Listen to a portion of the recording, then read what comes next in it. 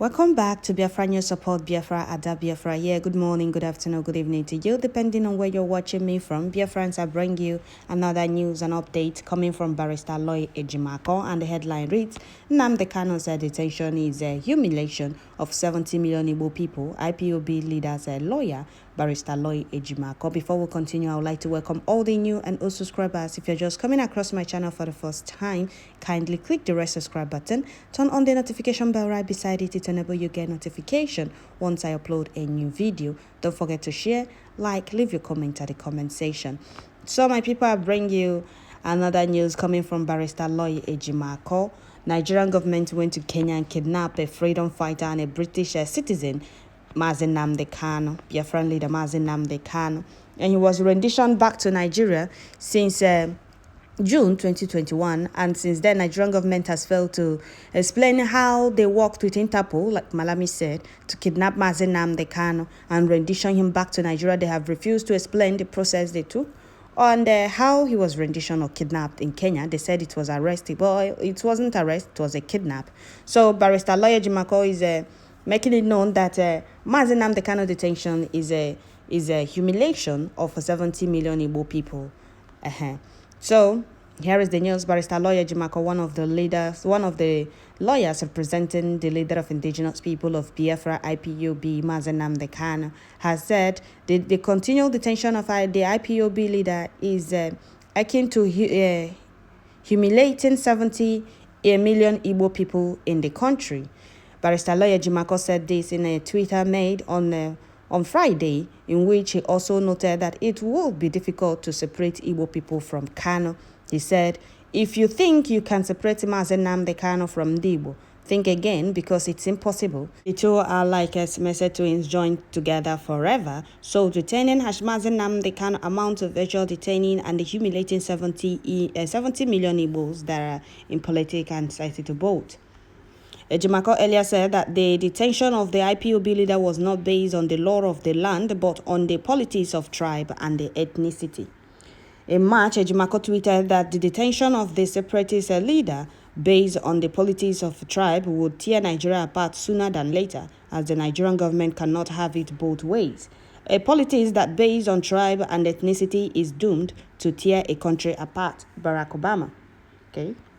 The continued detention of Nnamdi Kanu is not based on law, but on the same politics of tribe, and that will surely tear Nigeria apart sooner than later. You can't have it both ways, never, he had said. Kanu has been in the custody of the Department of State Service, DSS, since June 2021 after he was after he was kidnapped in Kenya and the rendition by the Nigerian government. The Court of Appeal on October 13, 2022, in its judgment, discharged and acquitted Kanu of all the charges leveled against him by the Nigerian government, and ordered his immediate and unconditional release from detention. However, he has remained in detention as the government objected to the appeal court ruling. So that is it, my people. Barrister Lawyer Ejimakor is making it known that continuous detention of Nnamdi Kanu, illegal detention of Nnamdi Kanu, is a humiliation to 70 million Biafrans in that zoo. If we're talking about it, some of you people will be distancing yourself. They won't exclude you when it starts. You think Nnamdi Kanu is there just for IPOB, but you are an Igbo person. You are an Igbo man, Igbo woman. Because you're benefiting from Nigerian politics, you think, oh, you are now part of IPOB. But when they start, you will not be excluded. The time they did this in Dave Omaya, he started crying. He remembered that Igbos are being marginalized in Nigeria. All the while he was benefiting from Nigerian government, he never realized that Igbos are being marginalized. And if we cry out loud, they will say, oh, you people have no right to cry. Nnamdi Kanu has been discharged and acquitted all charges brought against him by Nigerian government. And his immediate and unconditional release was ordered. Malami came out and said, oh, he was only discharged, not acquitted. We have leaders from Southeast in Nigerian politics. We have Igbo elders that calls themselves Ohaneze Ndibu. We keep telling you people that these people have no say, or they are not representing us. You people say, oh, you don't have respect for your elders. Nnamdi Kanu has been detained even when court discharged and acquitted him all charges, ordering his unconditional release. Even UN human rights arbitrary detention. Nigerian government refused releasing Nnamdi Kanu. And if we ask our people to sit at home, some of you will be ranting up and down. You people will be ranting when you sit at home, but you people are blind to see the injustice going on in that zoo. You call Nigeria your country, but you are blind to see the injustice going on. A country's court discharged and acquitted a man of all charges brought against him because he didn't go their favor. They refuse obeying court orders. And they are forcing us to remain in that Nigeria, claiming that Nigeria is one, Nigeria is indivisible. With the injustice going there, they just want people they would humiliate and intimidate. Not one Nigerian. One Nigeria is not Fondibo. We have elders, we have politicians. They can't question the government. Why are you people still holding Nnamdi Kanu? He has been discharged and acquitted of all charges. Why is he still in custody? Rather, they will be fighting to stop sit at home, which they can't. They are aware that they can't stop sit at home. They are just doing everything to please their Fulani masters. They can't say releasing Nnamdi Kanu to us. They can't say his continuous detention is an insult to us. You can't say, oh, returning Nnamdi Kanu is an insult and humiliation to us. Release him to us. They can't do that. Rather, they will be fighting against their own people, inviting Nigerian army against their own people, telling Nigerian army to go and kill their own people when their brother, son, and the father is in DSS dungeon, even when Nigerian court has discharged and acquitted him. They want to stop sit at home. They don't see the humiliation, the marginalization. They don't see all those things. It's only when it affects them. That's when you hear them ranting about marginalization, how Igbos need justice, peace, and equity. You people have been watching Nigerian government continuously on illegally detain Nnamdi Kanu, even when court discharged and acquitted him. You people are not saying anything.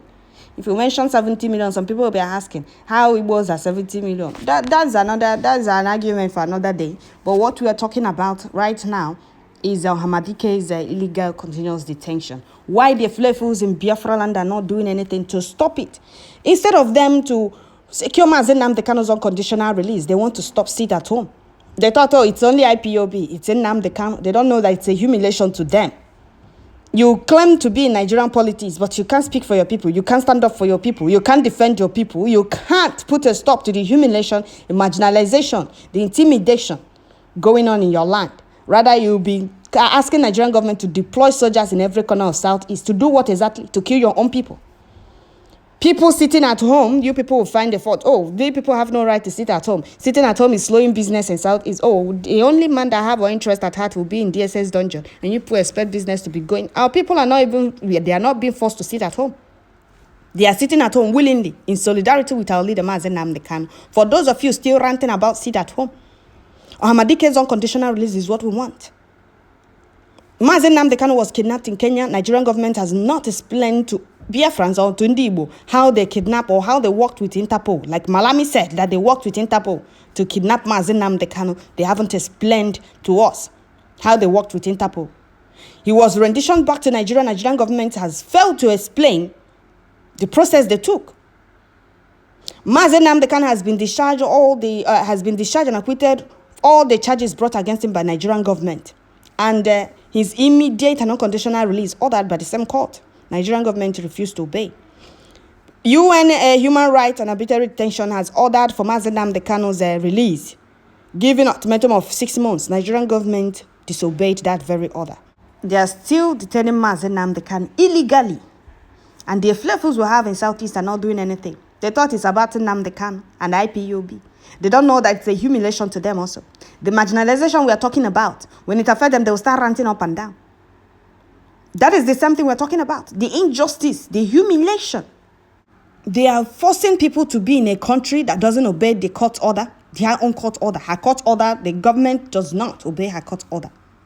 They want you to continue being in such country that is backward, country that don't want to move forward, country that drives joy in sponsoring terrorism, country that drives joy in killing her own citizens, country that drives joy in protecting terrorists and the citizens, country that drives joy in impoverishing the masses, country the government drives joy in making sure the masses are on their knees all the time begging for food, country that don't want to provide or divide, let others go and develop on their own. They just want you to continue suffering and going backward with them. Injustice is all of the day. They don't care. So if those of you that think, oh, Nnamdi Kanu is there for himself, just know that he's not there for himself. He's there for you. And his illegal continuous detention is a humiliation to more than 70 million biafrans. Just have that in mind. Just have that in mind. We don't have leaders that defend or protect us. Rather, we have leaders that invite the soldiers or repentant Boko Harams in the army to kill us and kidnap and destroy our people's properties more and more. Nnamdi is the only man that have our interest at heart. And we must do whatever we can to secure his unconditional release. That is why we keep telling you that Sit at Home continues in Biafra land. Don't forget to share, like, leave your comment at the comment section. Thank you.